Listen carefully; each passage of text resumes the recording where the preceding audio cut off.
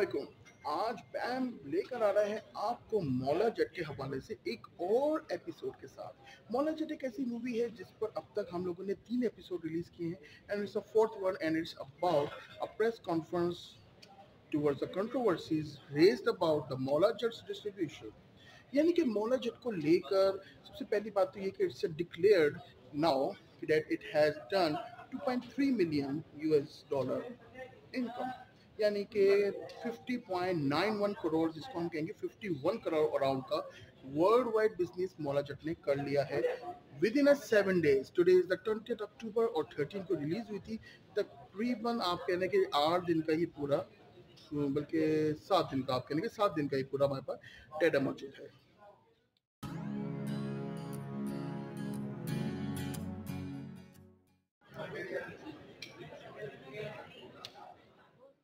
And it has been declared number 1 in UAE, number 6 in Canada, number 8 in Australia, and number 9 in UK। और it's a great achievement about the Maula Jatt के Maula Jatt movie ने इतनी ज़्यादा box office success हासिल की है। आज जो प्रेस कॉन्फ्रेंस इस वक्त पर कॉन्टिनेंटल होटल कराची में हो रही है, ये उन कंट्रोवर्सीज के हवाले से जो मौला जट के हवाले से रेज हुई हैं। वो कंट्रोवर्सीज क्या हैं, हम आगे चल के आपके साथ शेयर करते हैं।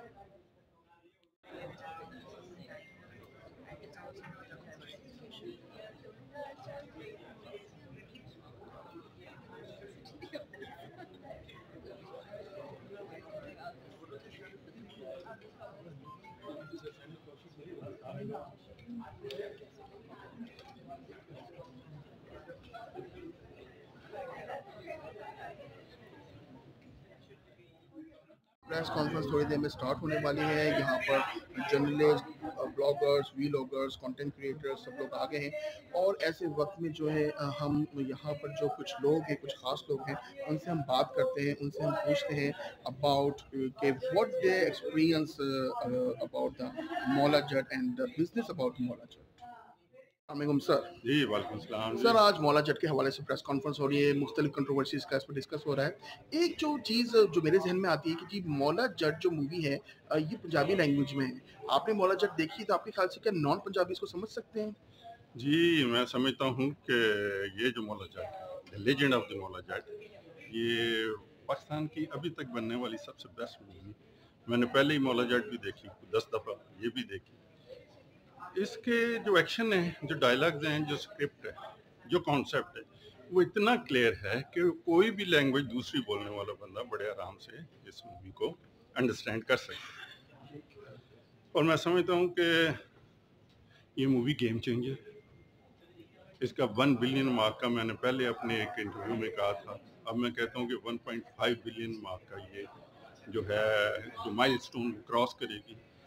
ये बॉलीवुड इंडस्ट्री को पहली मूवी है पाकिस्तानी जो business wise, viewership wise challenge है, क्योंकि सर 7 दिन के अंदर 50 करोड़ कमा लिया इसने। हाँ। अब हम सोच रहे हैं कि एक महीने में माशाल्लाह से हम एक्सपेक्ट कर रहे हैं कि इसका बिजनेस और बढ़ेगा। आप क्या कहते हैं सर? डेफिनेटली ये जो है, ये दैट विल डू वंडर्स। मेरे ख्याल में दैट विल डू, ये 5 बिलियन तक भी जा सकती है। और मैं समझता हूँ पंजाब के कुछ ऐसे सिनेमा हाउसेज डेफिनेटली होंगे यहाँ पे इस मूवी को ज़बरदस्ती उतार सकते हैं, वैसे मूवी उतरेगी। मेरी ये observation.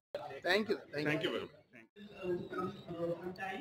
And I invite Mr. Nadeem Maniwala, CEO of Maniwala Entertainment, and Mr. Adnan Dawood, the co-producer, to please come and take their seats on the stage. Time निकाल के जो है कुछ चीज़ों पर मैं नजरअंदाज करता था जो थोड़ी दिनों से एक कंट्रोवर्सी भी बनी हुई है, स्पेकुलेशन भी हो रही है, अलग अलग किस्म की रूमर्स आ रही हैं। सुनो, अगर वो पेपर का वो आप दें और मुझे भी दे दें एक पेपर। करीब कर लें। और जनाब मेरे पीछे आप देख रहे हैं मौला जट, और इनको देखते भी रहे, उम्मीदें सुनते भी रहे। आई एम टॉकिंग अबाउट कि वो कंट्रोवर्सीज क्या थी जो कि इस मूवी के हवाले से रेज हुई हैं। सबसे बड़ी जो कंट्रोवर्सी है वो है न्यूप्लेक्स सिनेमा की तरफ से। न्यूप्लेक्स सिनेमा ने अभी रिसेंटली एक नोट जो है सोशल मीडिया पर रिलीज़ किया, जिसमें उन्होंने कहा कि कुछ टर्म्स एंड कंडीशंस के बिना पर वो मौला जट की डिस्ट्रीब्यूशंस नहीं कर रहे, अपने सिनेमा में उसकी स्क्रीनिंग नहीं कर रहे, और जो टर्म्स मौला जट की प्रोड्यूसर्स और उनकी मैनेजमेंट ने न्यूप्लेक्स को उनके आगे रखी, वो टर्म्स रियलिस्टिक नहीं है। अब इसमें क्या हकीकत है, क्या फसाना है, ये आज हमें मौला जट की मैनेजमेंट बताएगी।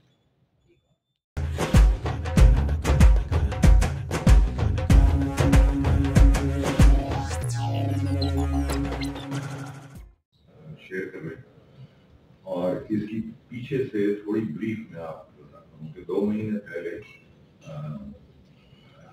मौला जट की टीम ने मुझे एज डिस्ट्रीब्यूटर हायर किया और हायर करने के बाद जब हमारा ताल्लुक बन गया तो उसके बाद उनका पहला क्वेश्चन मेरे साथ ये था कि नदीम भाई हमने तो फिल्म बनाई और अगर आप लोगों ने फिल्म देखी हो तो आपको सामने नजर आता है कि वो फिल्म किस लेवल की। पाकिस्तान में इस किस्म की कभी फिल्म नहीं बनी, ना हम सोच सकते हैं कि इस लेवल की कोई हम फिल्म बना सकते हैं, लेकिन वो बना चुके हैं। उनके लिए भी सबसे बड़ा मामला ये था कि उन्हें बना तो दी है, लेकिन हम इसको मैक्सिमाइज कैसे करेंगे। हम पाकिस्तान में आपके पास टोटल चंद सिनेमा, उसके अंदर हम क्या स्ट्रेटेजी करें कि हमारे रिटर्न्स भी मैक्सिमाइज हों और लोगों के लिए भी आसानी पैदा हो कि वो उस फिल्म को भी देख सकें।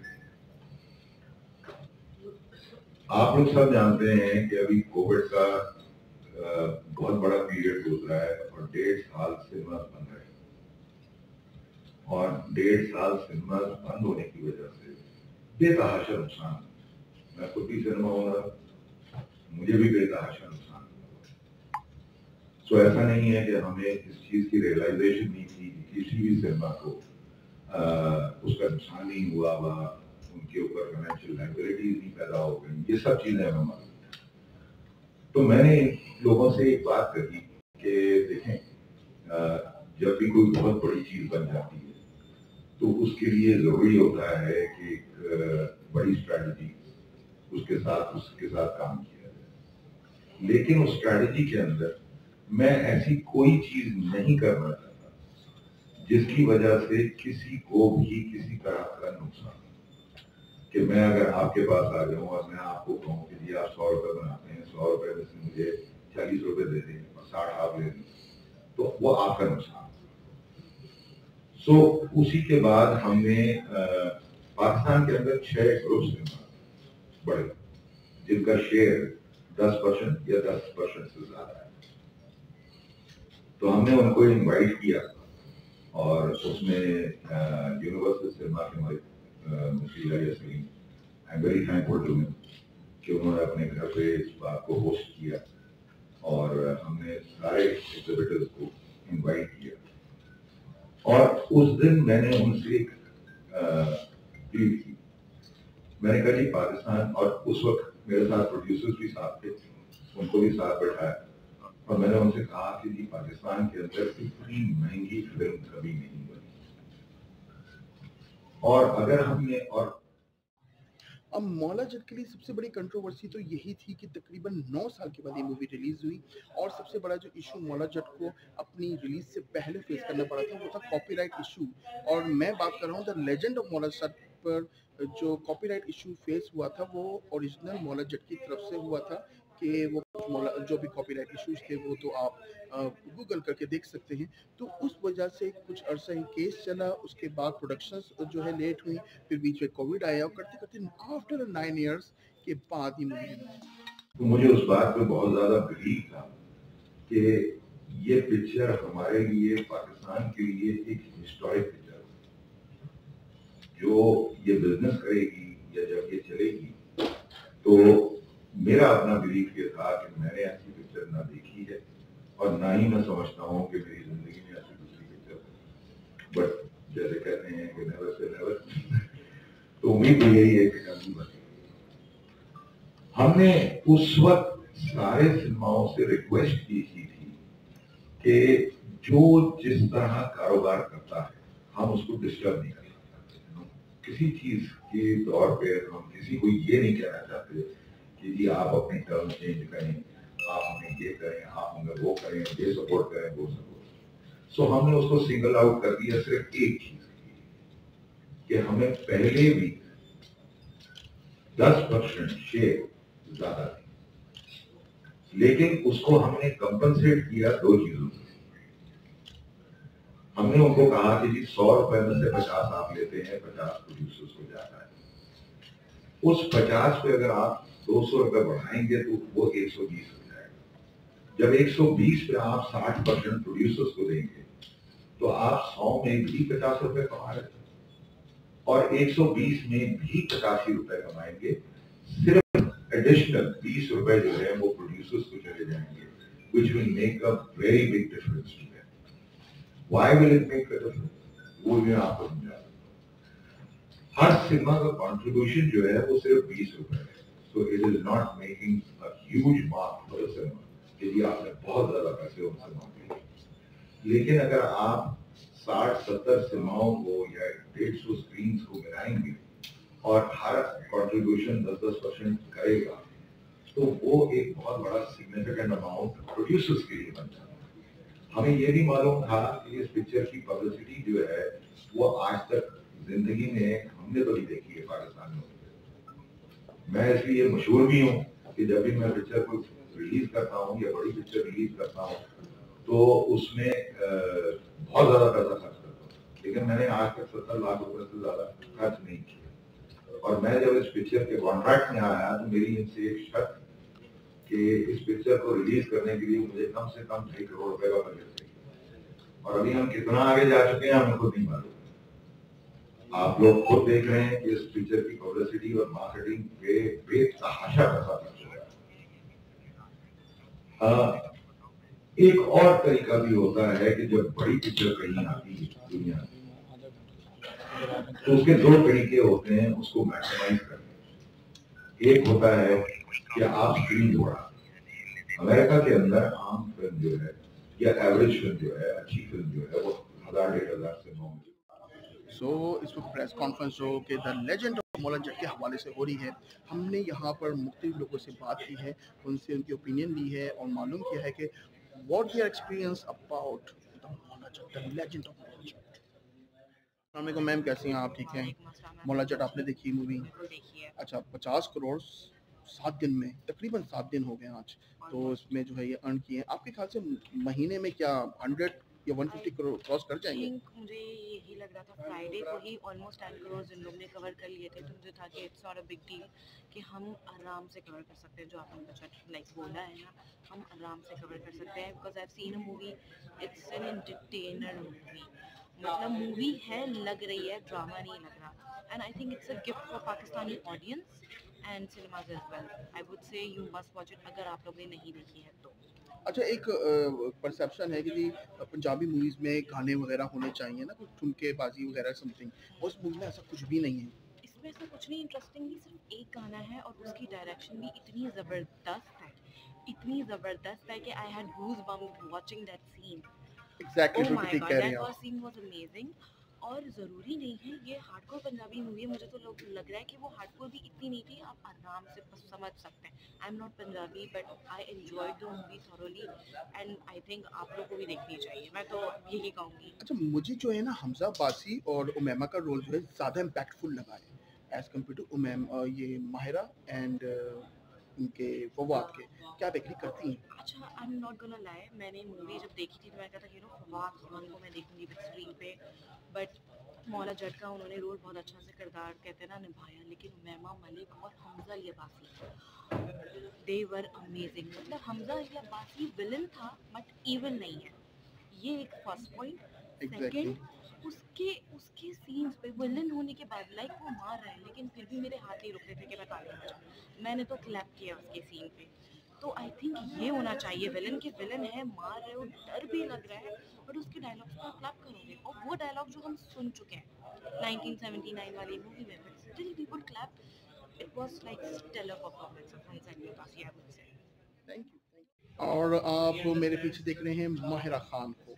माहिरा खान मटकी उठाए खड़ी हैं मौला जट पे पानी फेंकने के लिए। लेकिन मौला जट पर जो इस वक्त जो कंट्रोवर्सीज का सामना है, उनमें एक कंट्रोवर्सी अगेंस्ट मौला जट ये भी हुई कि मौला जट मूवी को जो है यूट्यूब पर एक खास किस्म का ग्रोह है जो यूट्यूब पर इस पूरी मूवी को रिलीज कर रहा है बार बार पायरेटेड एडिशन, यानी पायरेटेड जो उसका वर्जन है उसको सिनेमा में हाउस में रखकर मोबाइल से रिकॉर्ड कर लिया और उसको यूट्यूब पर जगह जगह उसको रिलीज किया जा रहा है, और जिसको बार बार उन चैनल्स को ब्लॉक भी किया जा रहा है। और इस पर काफ़ी कंट्रोवर्सी रेज हुई है क्योंकि कई लोगों ने कहा है कि मौला जट जैसी मूवी जो सिनेमा हाउस में इसका जाकर हम एक्सपीरियंस लें, वो यूट्यूब पर देखकर हम उसको जो है वो फिल्म ज़ाया हो रही है और इससे इसका जो है बिजनेस पे भी इफेक्ट पड़ेगा। तो इस वजह से मौला जट की एक बड़ी ज़बरदस्त किस्म की वार्निंग जो है वो सोशल मीडिया पर सर्कुलेट हुई अबाउट कि जी जो भी इसमें इन्वॉल्व है उनके खिलाफ स्ट्रिक्ट एक्शन लिया जाएगा, जो मैं कहता हूँ कोई गलत चीज़ नहीं है। लेकिन जब एक बहुत बड़ी फिल्म आती है तो वो 4-4.5 स्क्रीन पे देखते हैं। हमारे मुल्क का प्रॉब्लम ये था कि हमारे पास है ही 60, हमारे पास है ही 144 स्क्रीन। सो हर पिक्चर जो है वो उसी 144 स्क्रीन पर लगती है। तो मेरे पास चॉइस ये नहीं थी कि मैं स्क्रीन बढ़ाऊं। अगर मेरे पास 1000 स्क्रीन होती तो हमें कोई भी स्ट्रेटजी करने की जरूरत नहीं थी। हम कहते कि यार यूजुअली पिक्चरें जो है वो 200-300 स्क्रीन में लगती हैं, हम इसको 1000 में लगाएंगे, सो ऑटोमेटिकली आपकी रिकवरी जो है वो बहुत ज्यादा बढ़ जाएगी। सो उसकी वजह से हमें दूसरी तरफ आना पड़ा कि हम रेट बढ़ाएं।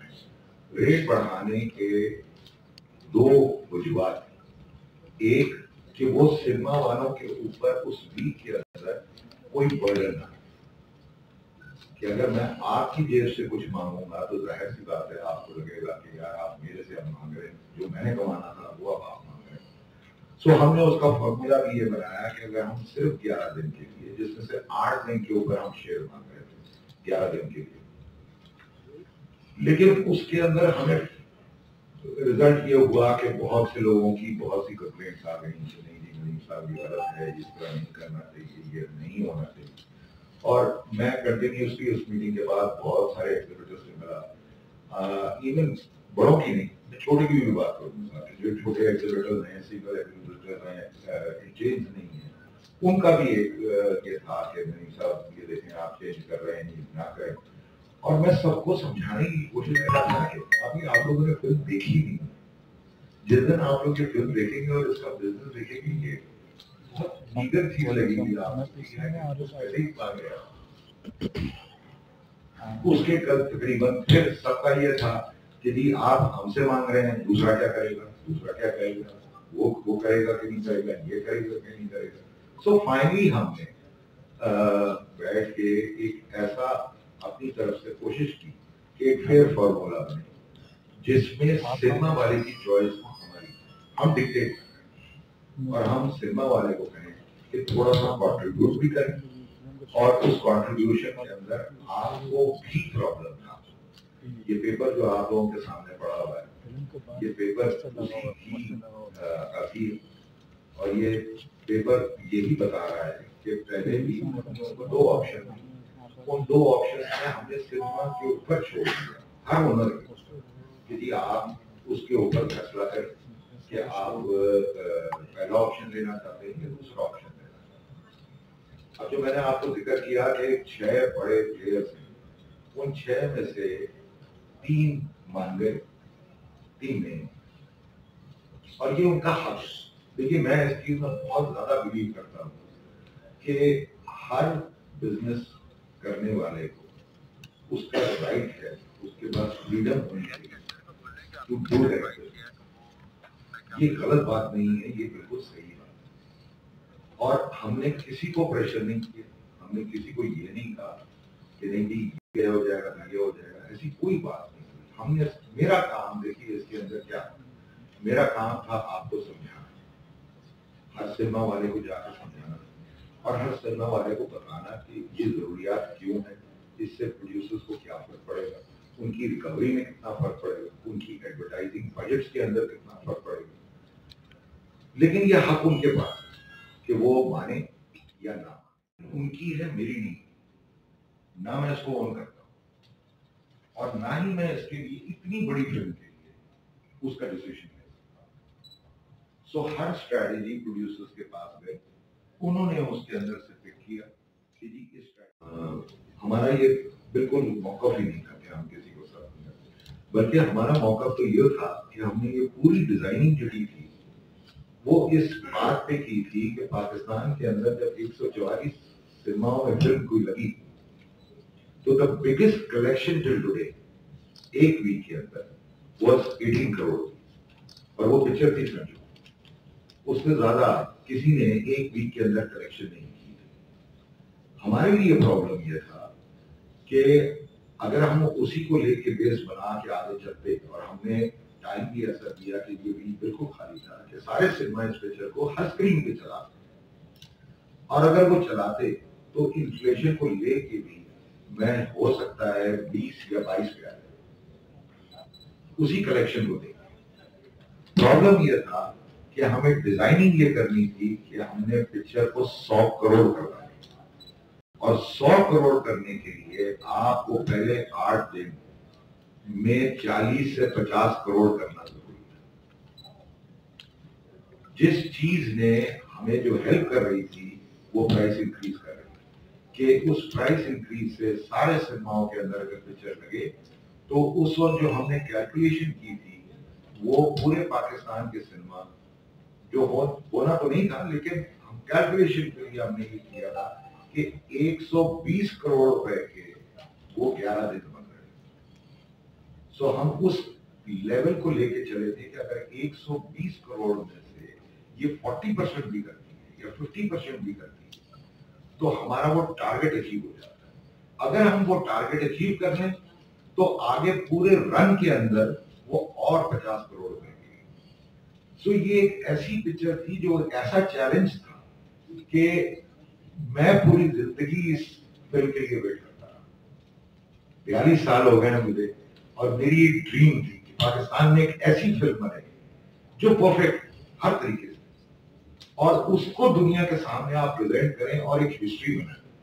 हमने बड़ी कहानियां सुनी हुई है कि जी अमेरिका के अंदर $1 बिलियन कोई क्रॉस नहीं करता था, फिर एक आदमी ने फिल्म बना दी टाइटैनिक, उसने आके $2 बिलियन का बिजनेस कर दिया, उसने पूरी मार्केट को चेंज कर दिया। 12 साल तक उस फिल्म को कोई उसके करीब नहीं आ सका, और 12 साल के बाद वही आदमी वापस आता है और फिर 1 बिलियन और डाल देता है उसको। ये वो हिस्ट्रीज हैं जो हर मुल्क में, इंडिया में भी है, वहां पर भी, लेकिन हमारे यहाँ वो हिस्ट्री बन नहीं पा रही। हमारी एक सख्त की मार्केट थी, हमारी मार्केट बहुत छोटी है, हमारे पास सिनेमा इतना डेवलप नहीं हुआ, जिसकी वजह से हम उसमें फंस गए। लेकिन जब मैंने इस फिल्म को देखा तो मैंने कहा ये हर बैरियर को तोड़, एक से नहीं, आपसे नहीं कि हमने आपसे ले लिया, दूसरे से नहीं लिया, वो मेरा दोस्त है तो उससे नहीं किया, ये मेरा जानने वाला है तो उससे नहीं किया। जो एग्जिबिटर है हम ये ऑप्शन उनको देंगे और उनसे हम बोलेंगे कि ये हमें सपोर्ट दी जाए, पिक्चर को सपोर्ट करेंगे। वापस जाना और प्रोड्यूसर्स के लिए खास तौर पे वापस जाना वो बहुत ज्यादा फाइनेंशियल है, क्योंकि वो सपोर्ट अगर 34 की आ चुकी है और 4 के लिए आप उनकी बात मान सकते हैं, तो उसके अंदर प्रॉब्लम ये आ रहा था कि फिर हमें 34 को चेंज करना। ये वो फिल्म है जो हर बैरियर को तोड़ के आगे निकल जाएगी। आगे तो अल्लाह ने देना है, लेकिन हमारी कोशिश होना जरूरी है, और उसी कोशिश को लेके हम आगे चले। और हर बार जहां मैं हर सिनेमा वाले से खुद मिला, मैंने अपने किसी आदमी को आगे नहीं किया, मैंने किसी को नहीं कहा कि तुम बात करो, मैं हर सिनेमा वाले से मिला भी हूँ, समझाया भी है, हर तरह से कोशिश की है कि इस पिक्चर को सपोर्ट करके हिस्ट्री क्राइम करें। माशाल्लाह से अभी हमारे पास 50% सिनेमा नहीं है, वो फिर भी हिस्ट्री क्रिएट कर रही है, हर दिन हिस्ट्री क्रिएट कर रही है।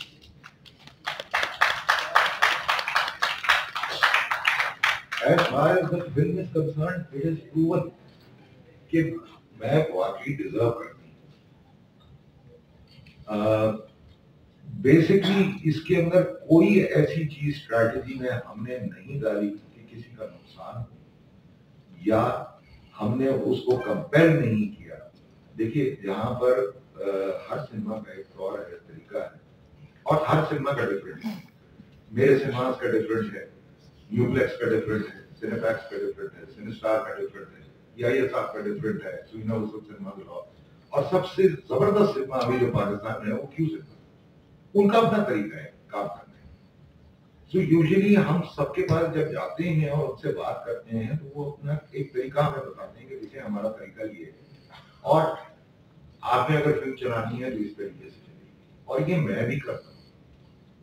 लेकिन कभी कभार जिंदगी में एक ऐसी चीज आ जाती है which creates that opportunity and मैं एक बिजनेस फैमिली से ताल्लुक रखता हूँ। मैंने तो हमेशा यही सीखा है कि business is all about opportunity, it's not about the policies you make. Policies तो आप बनाते हैं, आप ही उन पॉलिसीज को चेंज भी करते हैं, आप ही उन पॉलिसीज को जब चाहे चेंज करते हैं। सो मुझे तो एक बहुत बड़ी अपॉर्चुनिटी नजर आई हर किसी के लिए, वो was a win win situation for everybody कि सिनेमा भी कमाए और फिल्म भी कमाए।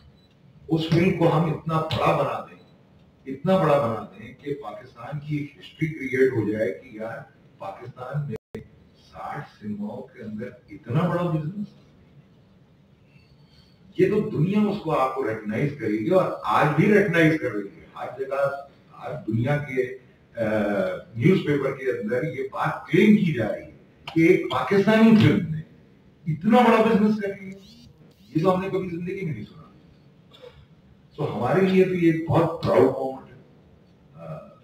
मेरे हिसाब से सिर्फ इन प्रोड्यूसर्स के लिए नहीं है, इन फिल्म मेकर्स के लिए नहीं है, मैं एज ए डिस्ट्रीब्यूटर इसको बहुत प्राउड समझता हूँ और मैं समझता हूँ कि ये पूरी नेशन के लिए एक बहुत बड़ा प्राउड मोमेंट है कि हमारे यहाँ इस किस्म की फिल्म बनी जिसको हम कह सकते हैं कि हम उस मुल्क से हैं जिसने हमारा फिल्म बनाई।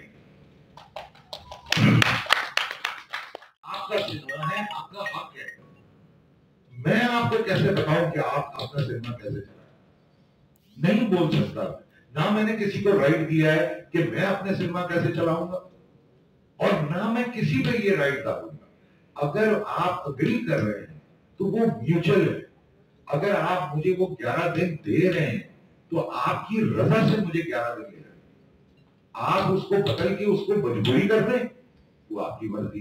नहीं, बिल्कुल आप ठीक कह रहे हैं। मुझ समेत बहुत सारे लोगों को ये बात पता नहीं थी। 11 दिन वाली को तो ये था कि जी बस उन्होंने तो अभी आपको एक और बात बता, अभी गुजरावाला से मुझे कल फोन है, कहता है नदीम भाई रेट का तो किसी ने जिक्र ही नहीं किया, वो तो टिकट मांग रहे हैं।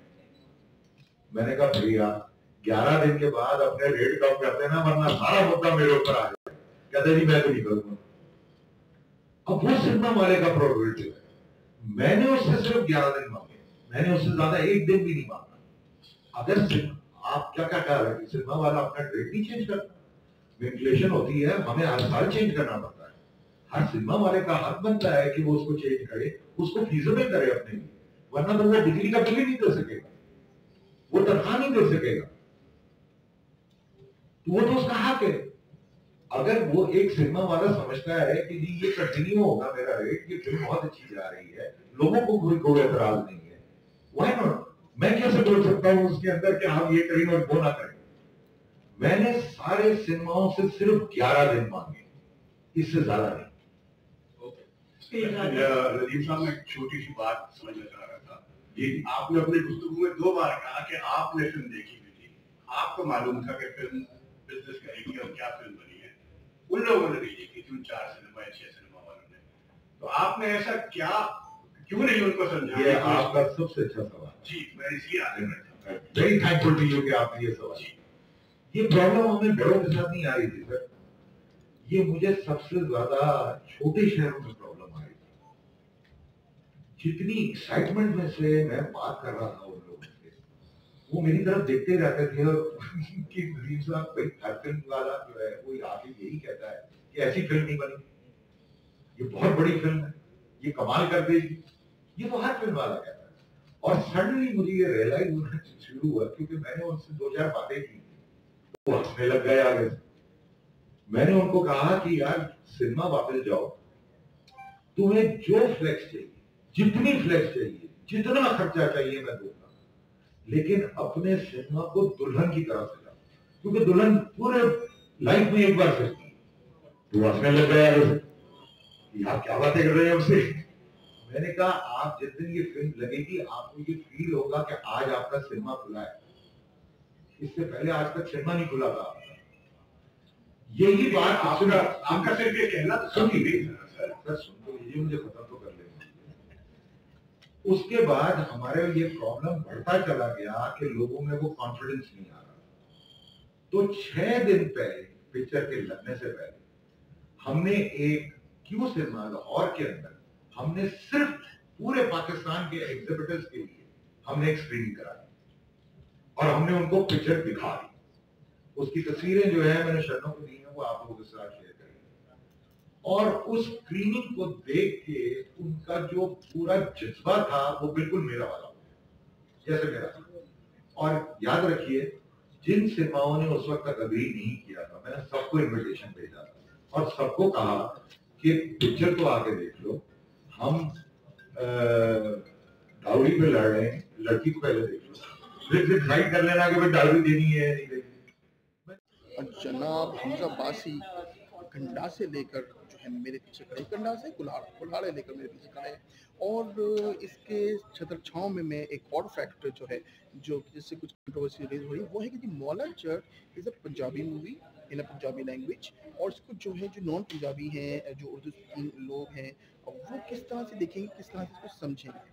तो इस वजह से भी एक तासुर क्रिएट हो रहा है। लेकिन despite of this thing this movie done 50 crore business in 7 days। और सबसे बड़ी बात कि I am half Punjabi but मुझे भी पंजाबी इतनी अच्छी नहीं है, लेकिन मैंने मौला जट जो है इसके सब टाइटल्स को देखकर जो भी चीज़ मुझे समझ में नहीं है वो सब टाइटल्स में मुझे नज़र आ गई। और बाकी चीज़ें तो उसके जो डायलॉग्स हैं वो सारे क्लियर है, हम समझ सकते हैं। जी सरदार जट का पुत्र है मौला जट, तब हम ये चीज़ें समझ सकते हैं तो सब चीज़ें समझ सकते हैं।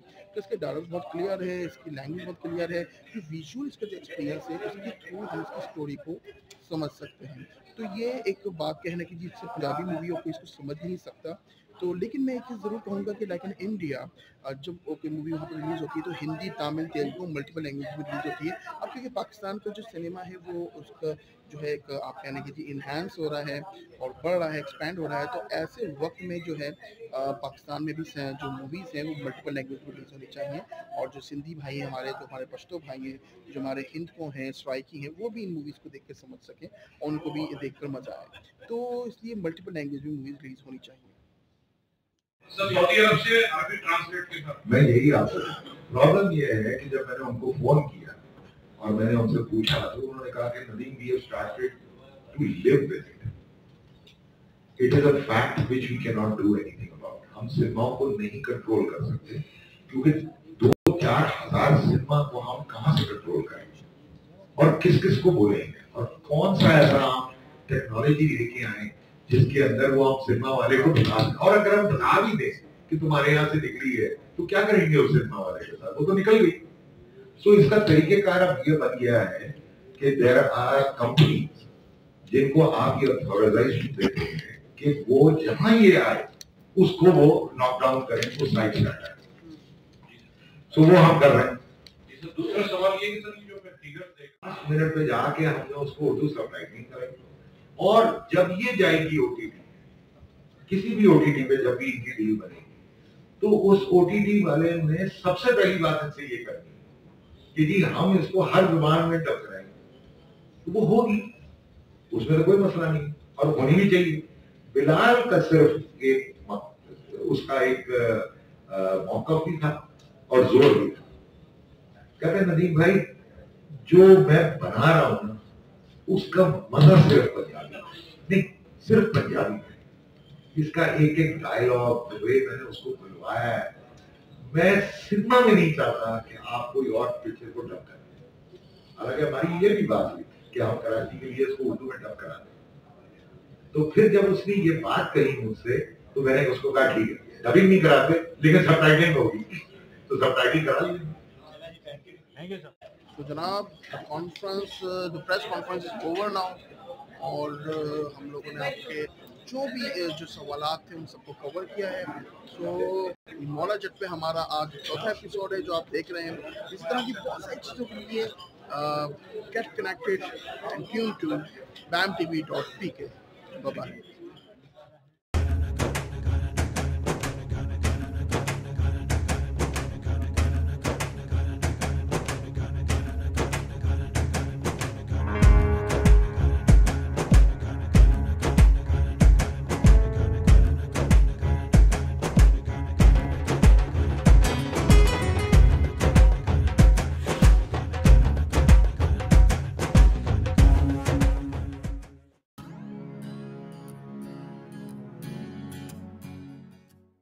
Don't forget to watch BAM. Don't forget to watch BAM. Bam.